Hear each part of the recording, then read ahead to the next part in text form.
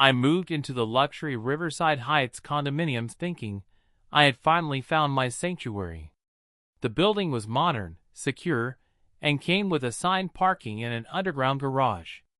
Each resident had their designated spot, clearly marked with unit numbers on the wall and painted on the concrete. Mine was spot 37, conveniently located near the elevator. I had purchased my Tesla Model S just 3 months earlier, a reward to myself after my tech startup was acquired by a major corporation. The sleek black vehicle was my pride and joy, and I appreciated the building's secure garage where I could charge it overnight without worry.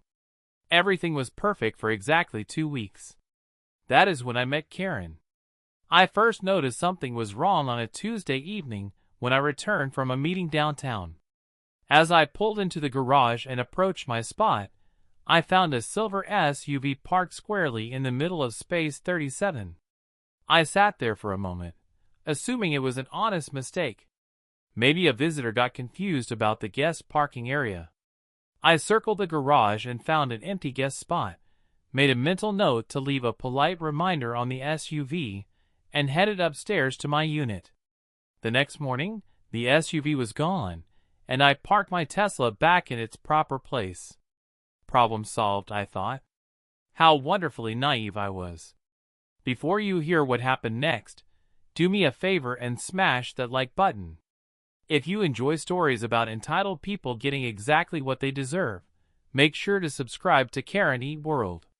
Trust me, you will not want to miss how this one ends. Now, back to the story.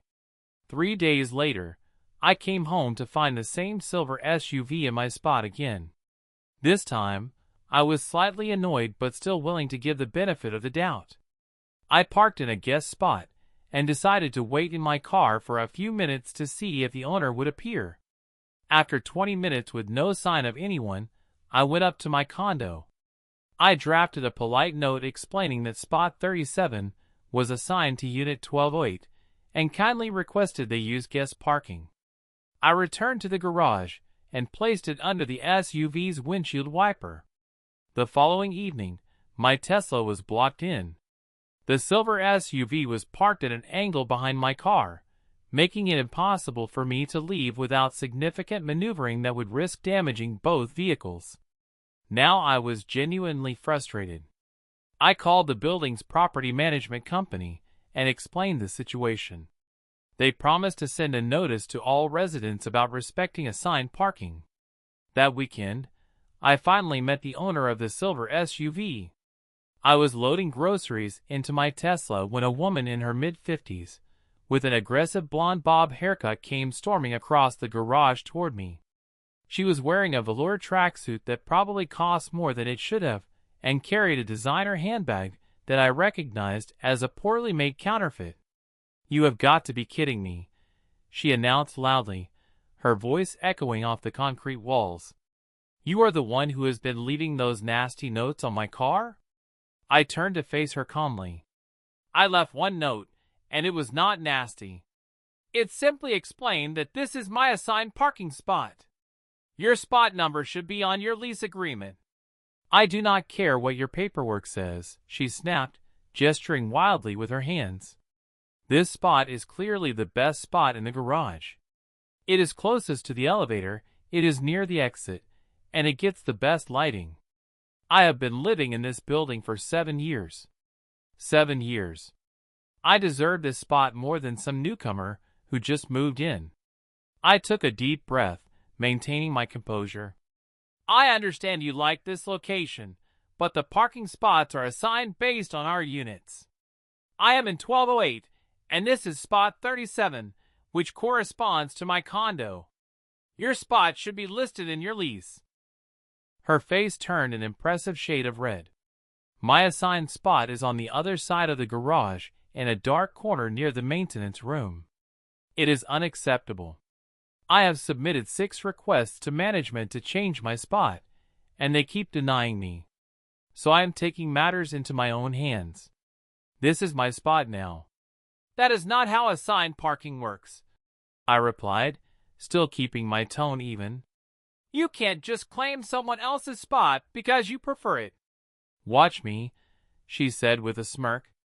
"I am Karen Westfield. I am on the condo board. I know everyone in this building and everyone who matters in this city. You are nobody. You just moved here. If you have a problem with where I park, take it up with management. Oh wait, they will just tell you that I am an upstanding member of this community, and you are causing problems." With that, she spun on her heel and walked away, her knockoff handbag swinging aggressively. I stood there holding my reusable grocery bags, genuinely shocked at the interaction. I had dealt with difficult people before in the business world, but this was a new level of entitlement. I did exactly what she suggested. I contacted management again, this time via email, so I would have written documentation. I explained the situation in detail, including Karen's admission that she was deliberately parking in my assigned spot. The property management company responded that they would address the issue and reminded all residents about parking policies. Karen's response was to escalate. For the next 2 weeks, she parked in my spot every single day. When I parked in guest parking, she began leaving notes on my Tesla. Not polite notes like I had left, but aggressive, threatening messages. One said, "Your ugly car does not belong in this building. People with real money live here." Another stated, "Every time I see this vehicle in guest parking, I will report it as abandoned." She made good on that threat, and I received 3 notices from management about my Tesla being in guest parking, even though I was using it daily. I tried reasoning with her one more time. I caught her in the lobby and attempted a civil conversation. "Karen, this situation is getting out of hand. Can we please just follow the assigned parking system? I am happy to speak with management about potentially swapping spots if that is an option, but you cannot just take mine." She looked at me like I was something unpleasant on the bottom of her shoe. "I already told you. I have been here for 7 years. This is in my building. You are just renting space in it. That spot is mine because I say it is mine. I suggest you find somewhere else to park your little toy car before something unfortunate happens to it." That was a direct threat, and I documented it. I sent another email to management with the date, time, and exact words she had said. Their response was disappointingly bureaucratic. They would continue to monitor the situation and appreciated my patience while they worked toward a resolution. Karen interpreted their inaction as permission to continue. She began parking in my spot before I even left for work in the morning, forcing me to use her assigned spot on the dark side of the garage. When I did that, she reported me to management for parking in her assigned spot. The irony was apparently lost on everyone but me. Then she took it further. I came down one morning to find a scratch along the driver's side of my Tesla. It was deliberate, not from another car, but from a key or similar object. The scratch ran from the front door all the way to the rear panel. I immediately filed a police report and contacted my insurance company. I also had the garage security footage pulled. The cameras, unfortunately, did not cover my specific parking spot well enough to identify who had caused the damage. But I knew. And Karen knew that I knew. The next time I saw her in the garage, she had a satisfied smile on her face. I realized then that management was never going to help me. Karen was right about one thing. She had been there for 7 years, she was on the condo board, and she clearly had relationships with the management company. I was the new resident, the outsider, the problem maker in their eyes. So I stopped complaining to management. Instead, I started doing research. I reviewed my condo purchase documents, the building's master deed, the association bylaws, and every piece of governing documentation I could find. I discovered that while Karen was on the condo board, she was not actually an officer, just a general member. The board had 5 people total, and I made it my business to learn everything about the building's governance structure. I also did some research into Karen herself. It turned out that she was not quite the influential figure she claimed to be. She had been divorced 3 years earlier, and her ex-husband had been the one with money and connections. She was living in a 2-bedroom condo that she had received in the divorce settlement, and based on public records, she had no significant income or assets beyond that. Her entire identity was wrapped up in being a somebody in this building because she had very little going on anywhere else in her life. But most interestingly, I discovered that the parking spot assignment system was actually defined in the building's master deed. Each condo unit had a permanently assigned parking spot as part of the deed itself. It was not just a management policy. It was a legal property right recorded with the county. Spot 37 was legally part of my property, just like my actual condo unit. Armed with this information, I consulted with a real estate attorney. He confirmed that Karen was not just violating building rules. She was actually trespassing on my deeded property every time she parked in my spot. He drafted a formal cease and desist letter, sent via certified mail, demanding that she stop parking in spot 37 immediately, and informing her that continued violations would result in legal action, including towing at her expense. Karen's response was to laugh at me in the lobby and tell everyone who would listen that I was a crazy person who was harassing her with frivolous legal threats. She continued parking in my spot, so I had her car towed. The next time she parked in spot 37, I called a towing company that specialized in private property tows. They arrived within 45 minutes, documented that the vehicle was in a private assigned spot, and hauled away her silver SUV. The screaming could probably be heard on every floor of the building. Karen came storming to my door at 9 o'clock at night, pounding on it, and shrieking that I had stolen her car. I did not answer, but I did record the audio of her threats through the door. She promised to sue me, have me evicted, and make my life a living hell. She retrieved her car from the tow lot, paying over $300 in fees. The next day, she filed a complaint with the condo board claiming I was harassing her. The board scheduled a hearing. At the hearing, I presented my documentation methodically. The master deed showing spot 37 was deeded to my unit. The lease agreement showing Karen's assigned spot. The timeline of her parking violations. Photographs of her vehicle in my spot. Copies of my communications with management. The police report about the damage to my car. The cease and desist letter from my attorney. And recordings of her threats. Karen's defense was that she had been parking wherever she wanted for years, and nobody had ever complained before. She claimed I was targeting her because of discrimination, though she could not articulate what type. She cried and said I was bullying her. The board ruled in my favor. They sent her a formal written warning that she must park only in her assigned spot, and that any future violations could result in fines. Karen ignored the ruling. She parked in my spot the very next day. I had her towed again, and again, and again. Over the next month, her car was towed 7 times. She was paying thousands of dollars in towing fees and impound costs. Each time, she would scream and threaten and file more complaints. The board began fining her $200 per violation. Then Karen made her biggest mistake. She called the police on me. I was sitting in my condo on a Saturday afternoon when there was a knock on my door. I opened it to find 2 police officers standing there looking somewhat uncomfortable.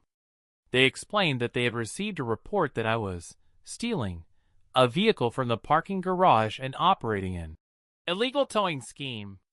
I invited them in and showed them all my documentation. The deed showing my parking spot. The history of violations. The board ruling. The attorney letters. Everything. The officers were professional and understanding. One of them actually apologized for bothering me, explaining that they had to respond to the complaint, but it was clearly a civil property matter, not a criminal issue. As they were leaving, I heard Karen's voice from down the hallway. "Did you arrest him? He has been stealing my car. He is running some kind of scam." The officers firmly explained to her that I was within my legal rights to have vehicles towed from my private property, that she needed to park in her assigned spot, and that filing false police reports could itself result in charges against her. She argued with them for 10 minutes before they finally left. After that incident, I realized that Karen was never going to stop. She was too invested in this battle. It had become her entire personality. She had turned the other board members and many residents against her with her constant drama, but she did not care. She would rather burn everything down than admit she was wrong. So I decided to end this permanently. I scheduled a meeting with the building's management company, but not with the property managers I had been dealing with. I went straight to the top and requested a meeting with the regional director who oversaw multiple properties. I came to that meeting with a comprehensive presentation. I showed them the complete timeline of harassment, the damage to my vehicle, the costs I had incurred in attorney fees, and time lost dealing with this situation, the police reports, the documentation of Karen's violations of the board ruling. And then I presented them with something they had not considered, the liability they were exposing themselves to by failing to enforce their own rules and the building's governing documents. I explained, very calmly and professionally, that their inaction had created a situation where I had been forced to spend thousands of dollars in legal fees to protect my property rights. That their failure to control a board member who was openly violating building rules and harassing other residents was creating a hostile environment. And that if this continued, I would have no choice but to pursue legal action not just against Karen, but against the management company and the condo association for failing to enforce their own governing documents and for allowing a board member to create a hostile living environment. I had done my homework. I knew they were already dealing with litigation at another property. I knew they could not afford another lawsuit. And I knew that one resident's parking tantrum was not worth the legal exposure I was describing. Within a week, Karen was removed from the condo board. The management company sent her a formal letter stating that any future parking violations would result in immediate towing at her expense and fines of $500 per incident, and that continued harassment of other residents would result in legal action by the association to force the sale of her unit. Karen, predictably, lost her mind. She began a campaign of petty revenge. She would stand by my parking spot and glare at me when I parked. She filed noise complaints about my unit, claiming I was having loud parties at 3 in the morning when I was actually asleep. She reported my Tesla to the building as an eyesore and demanded it be banned from the property. Every complaint was investigated and dismissed. Every claim was documented as false. Her credibility was completely destroyed. But she still would not stop. She started spreading rumors that I was involved in criminal activity, that my money came from illegal sources, that I was not who I claimed to be. None of it was true, but she told anyone who would listen. That was when I discovered something interesting during a casual conversation with one of the other residents. Karen's condo was not actually paid off. She still had a significant mortgage on it, despite receiving it in the divorce. And based on public records, she was barely scraping by. Her maintenance fees were sometimes paid late. She had no significant income. The building was her entire world because she literally could not afford to live anywhere else. And that gave me an idea. A brilliant, perfectly legal, absolutely devastating idea. The building had 60 units total. They were condos, which meant each unit was individually owned. I started quietly reaching out to owners who were renting out their units or who had expressed interest in selling. I made generous offers. Above market value. Quick closes. No inspection contingencies. Over the next 4 months, I purchased 8 additional condo units in the building. Combined with my original unit, I now own 9 units total. That was 15% of the building. More importantly, it gave me significant voting power in association matters. But I was not done. I discovered that one of the board members was planning to move out of state and wanted to sell. I made him an offer he could not refuse. Another board member was an investor who owned 3 units. I bought all 3. Suddenly, I owned 13 units and had 2 seats on the 5-person condo board. At the next board election, I ran for president. With my voting power and the support of residents who were exhausted by Karen's constant drama, I won easily. As board president, I had access to all the building's finances, contracts, and governing documents. I started reviewing everything with a forensic level of detail, and I found some very interesting things. The building's master insurance policy was up for renewal. The current policy had not been competitively bid in over 5 years. I put it out for bid and found a better policy that saved the association $30,000 per year. I renegotiated the management contract and saved another $20,000 annually. I reviewed the maintenance contracts and found more savings. Then I proposed using these savings to fund critical building improvements that had been deferred for years. New security cameras that actually covered the parking garage. Upgraded lighting throughout the property. Repairs to the building envelope that would prevent water damage. And, most significantly, I proposed converting the dark, unpopular side of the parking garage where Karen's assigned spot was located into additional storage units for residents. This would require reconfiguring some parking spaces. Specifically, it would eliminate spots 32 through 42, including Karen's spot number 38.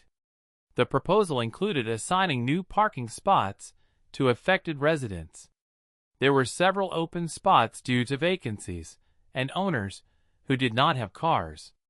It was a reasonable, beneficial project that would add value to the building and provide needed storage space. Every affected resident would get a new assigned spot. Except the new configuration did not have any spots near the elevator. Those prime spots were already assigned to long-term residents and board members. The available spots for reassignment were all in the far corners of the garage. The board voted unanimously to approve the project. Karen was no longer on the board, so she had no vote. As a general member of the association, she would get to vote along with all other owners at the annual meeting where major projects were approved. I knew she would vote against it. But I also knew that with my 13 units, plus the votes of the dozens of residents who supported the improvements, it would pass easily. At the annual meeting, I presented the proposal professionally. Detailed plans, cost breakdowns, the benefits to the building. The storage units could be rented out to residents for additional association revenue. The improved security and lighting would increase property values. It was objectively a good project. Karen stood up during the comment period, her face already red with anger. This is a targeted attack against me. He is doing this because of our parking dispute. This is harassment. I responded calmly. This project affects 11 parking spaces total and provides significant benefits to the entire building. Your assigned spot happens to be in the area being converted, along with 10 other spots. All affected residents will receive new assignments from the available spaces. This is not personal. It is a building improvement project. You are lying. You bought all those units just to take over the board and target me. This is illegal. I will sue. You are welcome to consult with an attorney, I replied evenly. The association has the authority under our governing documents to make capital improvements. This project was properly proposed, reviewed, and is now being voted on by the ownership. That is how our democracy works. The vote was not even close. 78% in favor. Construction began the following month. Karen's parking spot was eliminated. She was assigned a new spot in the far back corner of the garage, even farther from the elevator than her original assignment had been. It was in the darkest, least convenient location possible. She filed a lawsuit against me personally and against the association, claiming the project was a targeted harassment campaign. Her attorney withdrew from the case within a month after reviewing the documentation and realizing there was no legal basis for her claims. She tried to represent herself, but the judge dismissed the case, ruling that the association had followed all proper procedures and acted within its authority. Meanwhile, I continued improving the building. I upgraded the security system. I renovated the lobby. I negotiated better vendor contracts. Property values increased. Residents were happy. Karen became increasingly isolated. Her constant complaints and legal threats had alienated almost everyone. She was the woman who cried wolf too many times. Nobody wanted to deal with her drama anymore. But I still was not done. During my review of the building's financial records, I discovered that several units, including Karen's, were behind on their monthly maintenance fees. Not drastically behind, but enough to be noticed. The previous board had not enforced collection policies consistently. I implemented a clear, written policy that applied to everyone equally. Maintenance fees were due by the 1st of each month. A $50 late fee would be applied after the 10th. After 30 days, a lien could be filed against the unit. After 90 days of non-payment, the association could begin foreclosure proceedings. This was not unusual. Most condo associations had similar policies. Ours just had never enforced them properly. Karen's fees were 17 days late that month. She was charged the $50 late fee. She refused to pay it, claiming it was more targeted harassment. The fee remained unpaid. The next month, she paid her maintenance fee 1 day late. Another $50 late fee. She paid the maintenance fee, but not the late fee. Over the next 6 months, she accumulated over $600 in late fees and penalties. The association sent her formal notices. She ignored them. We filed a lien against her unit as per policy. She came to a board meeting screaming that we were trying to steal her home. I calmly explained that she simply needed to pay her fees on time like every other resident. That this policy applied to everyone equally. That several other residents had also received late fees, and they had paid them without issue. You are doing this because you want to force me out. You want to take my home. You are forcing yourself out by not following the same rules that apply to every resident, I replied. Pay your fees on time, and there will be no late charges. It is very simple.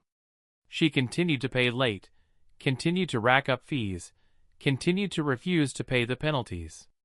After 9 months, she owed over $2,000 in late fees and legal costs associated with the lien. That was when I made my final move. I approached Karen privately in the garage one evening.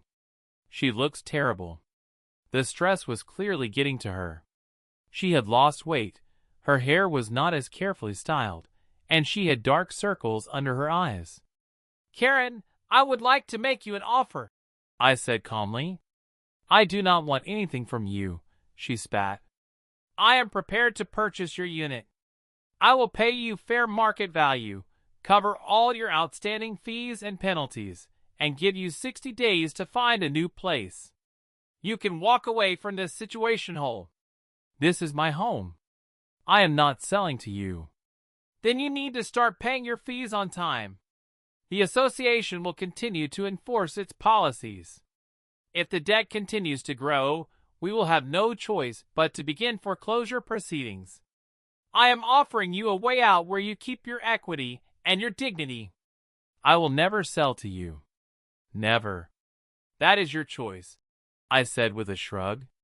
The offer stands if you change your mind. She did not change her mind. The debt continued to grow. After 18 months of non-payment of late fees and penalties, the total exceeded $5,000. The association's attorney sent a formal notice of intent to foreclose. Karen finally hired an attorney who explained to her that the association was within its rights, that she had been given numerous opportunities to pay, and that she was going to lose her home if she did not resolve the debt. She came to me defeated. "How much?" she asked quietly. "For your unit? I will pay $420,000. That is $10,000 above the current market value. I will cover all your outstanding association debts. And I will give you 90 days to relocate so you have time to find something suitable." She looked at me with pure hatred in her eyes. "You planned this from the beginning, did you not?" "I planned to park in my assigned parking spot," I replied.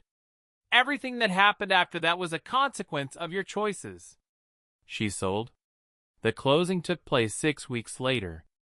I now own 14 units in the building. But the very best part came on moving day. I was in the garage loading some items into my Tesla, parked as always in spot 37, when the moving truck arrived. Karen was overseeing the movers, directing them with tight-lipped anger. She had barely glanced in my direction.